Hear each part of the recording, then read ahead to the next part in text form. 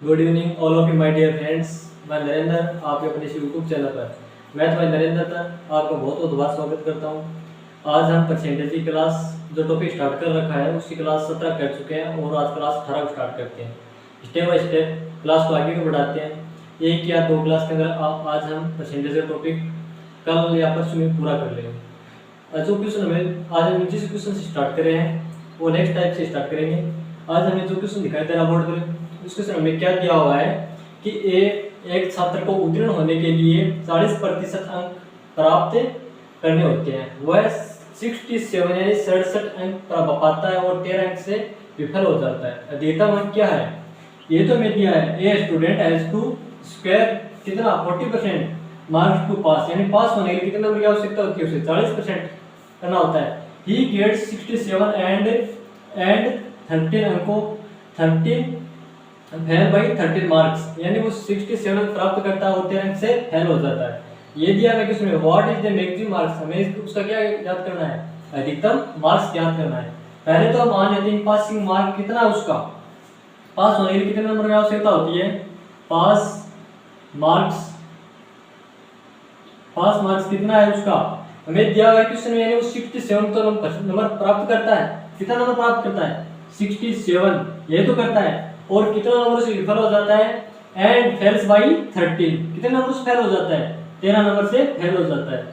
तो वह 67 नंबर तो प्राप्त करता है और कितने नंबर से फेल हो जाता है, 13 एंड 13 नंबर से फेल हो जाता है। तो उसे पास होने के लिए टोटल कितने नंबरों की आवश्यकता होती है, 67 प्लस 13 ऐड करने पे क्या आता है 80, तो 80 नंबरों की तो आवश्यकता होती है उसे पास होने के लिए। ये तो मैं दिया है। फिर आगे क्वेश्चन में क्या दिया हुआ है, पास मार्क्स कितना हो गया उसके 80 नंबर हो गए। जब भी उसे पास होने के लिए कितने नंबर की आवश्यकता होती है, 40% की आवश्यकता होती है। पास मार्क्स कितना है, पास परसेंटेज ये तो है, पास मार्क्स कितना दिया हुआ है 40%। पास मार्क्स कितना दिया हुआ है 40%। या पास होने के लिए नंबर की आवश्यकता होता है 80 नंबर की आवश्यकता होती है। पर्सन में दिया हुआ है कि पास मार्क्स उसका कितना है 40% है। तो हमें 40% की वैल्यू कितनी दी हुई है, 1% मार्क्स इक्वल टू क्या आएगा, आगे क्या आएगा, यानी कि पास मार्क्स यानी 40% है, 40% है और 1 मार्क्स बराबर क्या आएगा 80, यही तो है 80 बट्टे 40, यही तो आएगा। 1% की वैल्यू में यानी इसको 80 की इक्वल करेंगे, यानी 40% किसके बराबर है, 80 मार्क्स के बराबर है। तो 1% की वैल्यू काटेंगे तब क्या करेंगे 80 बट्टे 40, ऐसे तो करेंगे तब कितना आया, कितना प्राप्त हुआ टोटल 1% इक्वल मार्क्स इक्वल में क्या आएगा 4 दूनी 80 यानी 2 यूनिट। 1% किसके बराबर है, 2 के बराबर है। जबकि हमें प्रश्न में ये तो पूछा है कि 1% किसके बराबर है, 1% मार्क्स 2 के बराबर है। तो 100% मार्क्स किसके इक्वल होगा, 2 गुणा 100 इज इक्वल टू 200। तो हमें प्रश्न में क्या पूछा है कि उसका अधिकतम मार्क्स कितना होगा 200, अधिकतम मार्क्स होगा, ये तो पूछा है। तो मैक्सिमम मार्क्स पूछा है 100% मार्क्स इक्वल टू 200, ये तो है 100% मार्क्स इक्वल टू 200। तो ये प्रश्न हमें क्या पूछा था कि what is the maximum marks, यानी उसका अधिकतम मार्क्स कितना हो सकता है 200 हो सकता है। नेक्स्ट क्वेश्चन करते हैं। तो इस क्वेश्चन में हमें क्या दिया हुआ है, when the number is increased, जब एक संख्या को इंक्रीज्ड बाय 120, यानी कि जब किसी संख्या को 120 it become 130% of it self, what is the number. तो इस क्वेश्चन में क्या पूछा है, इस क्वेश्चन में हमें जब एक संख्या को 120 से बढ़ाया जाता है तो वह स्वयं की कितनी बन जाती है 130% बन जाती है। तो वह संख्या क्या है।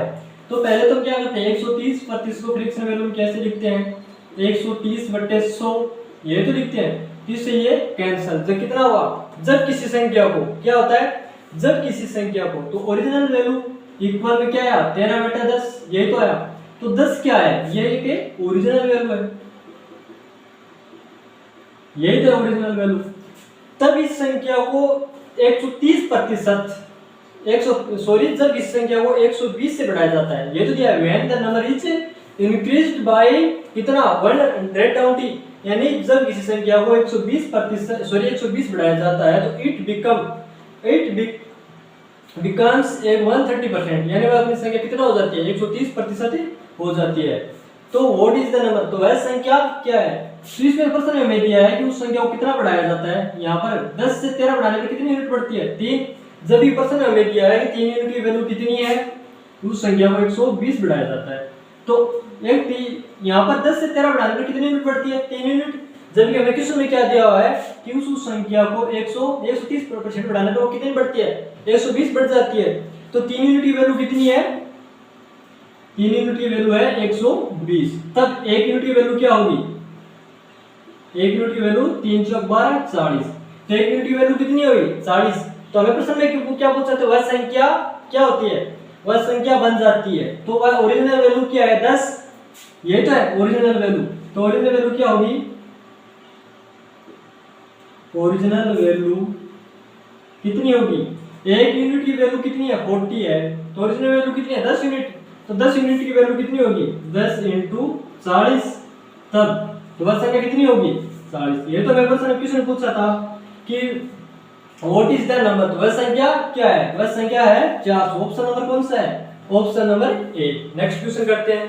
क्या हुआ है नेक्स्ट क्वेश्चन में हमें ये दिया है कि the price of motorcycle depreciate every year. यानी कोई मोटरसाइकिल है, ठीक है, एक मोटरसाइकिल मूल्य में प्रत्येक वर्ष डिप्रिशिएट एवरी ईयर बाय 8%, यानी प्रत्येक वर्ष 8% का क्या होता है, ह्रास होता है।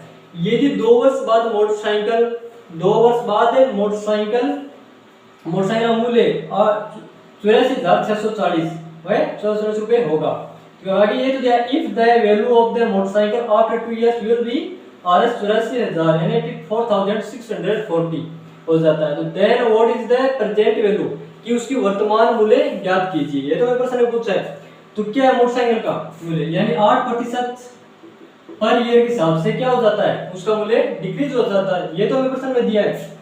तो 8% की रिएक्शन वैल्यू क्या होगी, 8 बटे 100 यानी 4 दूनी 8 4 गुणे 20 यानी 2/25। यही तो होता है। आगे क्वेश्चन में क्या दिया है, प्रेजेंट वैल्यू एक प्रेजेंट वैल्यू तो क्या है उसकी, और जब ये ह्रास होता तो डिप्रिशिएट वैल्यू क्या होगी, कमी होने पर डिप्रिशिएट वैल्यू यानी मूल्य में कमी कितने की होगी, यानी पहले उसका मूल्य 25 रुपए था, मान लेते हैं पहले ईयर पहले उसका मूल्य कितना था, 25। जबकि कितने की कमी हुई, 2 यूनिट की कमी हो जाती है।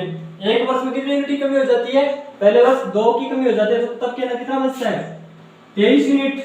ये तो है। इसी प्रकार अगले क्वेश्चन में क्या दिया कि आफ्टर 2 इयर्स विल बी 84,640। यही तो होता है कि यानी 2 वर्ष के बाद, पहले वर्ष 25 यूनिट था और फिर कितना 2 यूनिट की कमी, कितना हो गया 23 यूनिट। यही तो 2 यूनिट की कमी हुई। तब 25 यूनिट पर 2 यूनिट की कमी होने पर कितनी हुई, 23 यूनिट। आगे मैं प्रश्न दिया कि हर वर्ष यानी 2 वर्ष तक लगातार कितनी कमी हुई, 8% की कमी हुई। तो पहले वर्ष 8% की कमी हुई, तब 25 से 23 हो गया। इसी प्रकार सेकंड ईयर भी क्या होता है, 2 यूनिट की जो कमी होती है। पहले 25 यूनिट था, 25 से 2 यूनिट की कमी हो गई, तब कितना हो गया 23। यही तो होगा। 25 को पहले वर्ष और सेकंड वर्ष, यही तो है। 25 को 25 से मल्टीप्लाई करना पर क्या आता है 625। जबकि 23 को 23 से मल्टीप्लाई करने पर क्या आता है 529। यही तो है।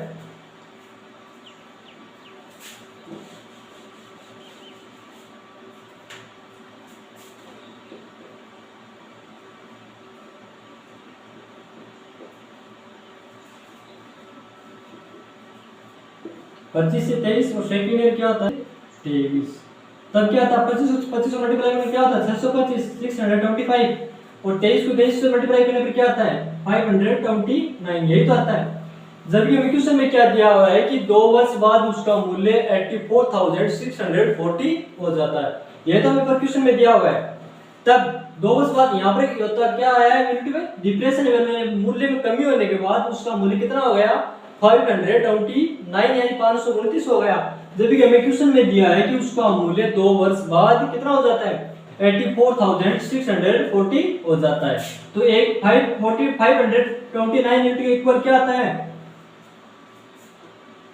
क्या आया 84,640, यही तो आया, यानी 84,640।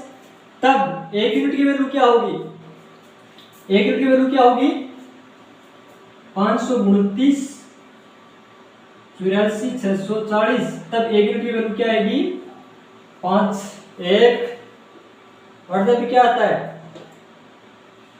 5 6 16 0 यानी 160। तब एक यूनिट की वैल्यू क्या आई 160, यही तो आएगी 529 को 160 यानी मल्टीप्लाई करने पे क्या आता है 84,640, यही तो आता है। तब एक यूनिट की वैल्यू क्या आई 160। तब 625 यूनिट है, इसको 160 से मल्टीप्लाई करने पे क्या आता है 160। यही तो पूछा कि उसकी प्रेजेंट वैल्यू याद कीजिए बाइक की, ये तो है। तो मोटरसाइकिल का वर्तमान मूल्य ज्ञात कीजिए, तो वर्तमान मूल्य क्या होगा 625 इंटू 160 आएगा 1 लाख। तो उस बाइक की वर्तमान वैल्यू कितनी है 1 लाख, ये तो होगा। ये तो भी पूछा है प्रश्न के अंदर कि उस बाइक की वर्तमान मूल्य ज्ञात कीजिए। क्या करना है प्रेजेंट वैल्यू पूछिए, प्रेजेंट वैल्यू उस बाइक की कितनी है 1 लाख है। तो ऑप्शन नंबर कौन सा होगा, option number D. Next question करते हैं।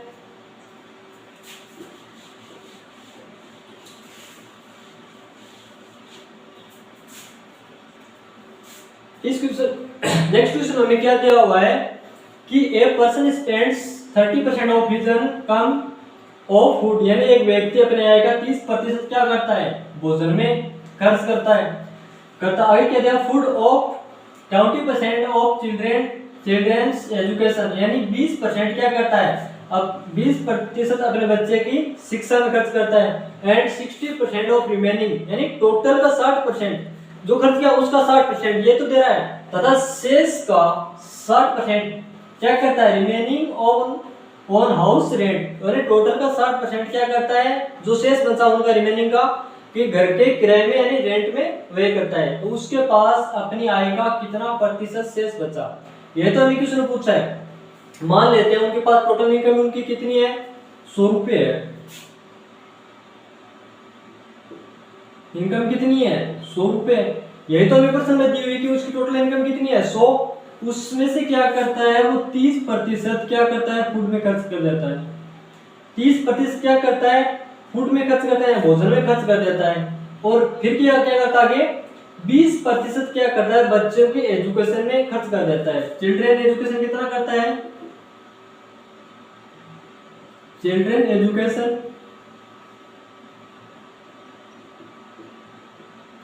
वो 20% यानी 20% क्या करता है अपने बच्चों की शिक्षा में खर्च कर देता है। ये तो प्रश्न में दिया है। मान लीजिए उसके पास टोटल इनकम कितनी है 100% है, उसमें से 30% क्या करता है भोजन में खर्च कर देता है। उसमें से शेष क्या करता है, शेष बची उनमें से क्या करता है बच्चों के एजुकेशन में खर्च कर देता है। फिर आगे में क्या क्वेश्चन में क्या पूछा है कर देता है रिमेनिंग ऑन हाउस रेंट, यही तो पूछा है कि तो उनके पास अब रिमेनिंग कितनी है शेष इनकम अब उनके पास कितनी बची रिमेनिंग, यानी टोटल पे उनके पास कितनी थी 100, उसमें से उसने क्या किया 30% बच्चों भोजन में खर्च कर दिया प्लस 20% को क्या करा चिल्ड्रन एजुकेशन यानी बच्चों के एजुकेशन शिक्षा में खर्च कर दिया। तब उनके पास अब कितनी बची 100 में से 50 कैंसिल 50, ये तो है। फिर आगे क्वेश्चन में क्या दिया हुआ है शेष का 60% को क्या करता है 60% को घर के किराए में व्यय करता है। तो हाउस रेंट किसका 50 का 50% ऑफ 30 यही तो आएगा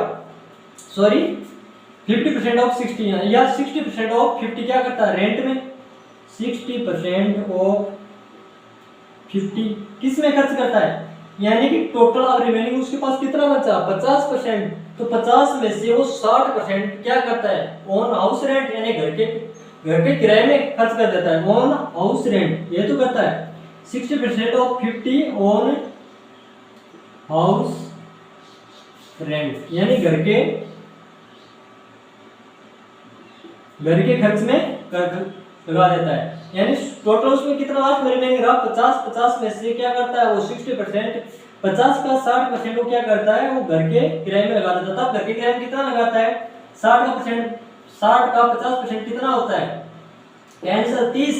तो कि घर के किराए में कितना लगाता है वो 30% लगा देता है, यही तो है, लगा देता है। अब आगे में क्वेश्चन में क्या दिया है, अब इसके पास sorry what present of income is left with him, अब उसके पास शेष इनकम कितनी है ये तो हमें क्वेश्चन पूछा है। तो अब उनके पास रिमेनिंग कितनी है, रिमेनिंग इनकम रिमेनिंग कितनी है, पहले उनके पास कितनी थी 100 थी, माइनस 30% कहाँ खर्च कर दी भोजन में, प्लस 20% चिल्ड्रन एजुकेशन, प्लस और 30% कहाँ खर्च की उसने अपने घर में, घर के रेंट के लिए खर्च की, तो 30 ही आ गई। ठीक है, टोटल उनके पास कितनी थी 100 थी, तो 100 में से कितने खर्च कर दी 30% तो भोजन के अंदर फूड में कर दी, और सॉरी चिल्ड्रन एजुकेशन में 20% खर्च कर दिया, और जबकि 30% कहाँ खर्च कर दिया उसने हाउस रेंट में। तब टोटल कितना खर्च किया उसने 60 20 80 यानी 80% खर्च कर दिया। तब उनके पास रिमेनिंग अब कितना प्रतिशत बचा 20%, 20% तो बचा 20%, यही तो है। यही तो मैं क्वेश्चन पूछा था कि what present of income is left with him, अब उनके पास कितनी इनकम का रिमेनिंग बचा शेष भाग बचा 20%, यही तो ऑप्शन, ये हमें ऑप्शन नंबर ए में दिया हुआ है। नेक्स्ट क्वेश्चन करते हैं।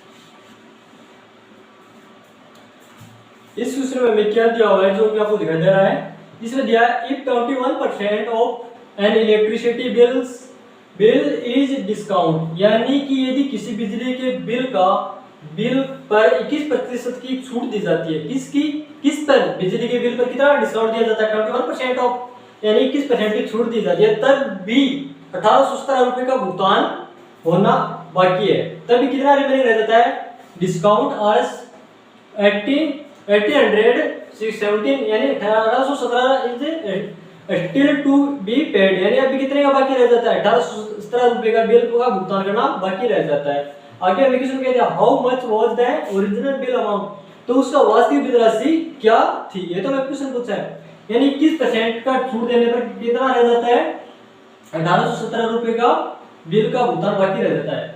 21% की फ्रैक्शन वैल्यू क्या होती है 21/100, इस 100 क्या है 100 क्या है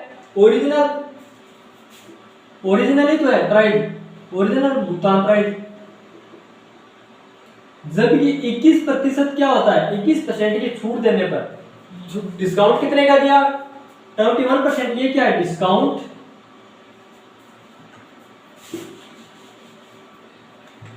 इक्कीस प्रतिशत की फ्रैक्शन वैल्यू क्या होती है 21/100, यही तो होती है। ये क्या है ओरिजिनल वैल्यू,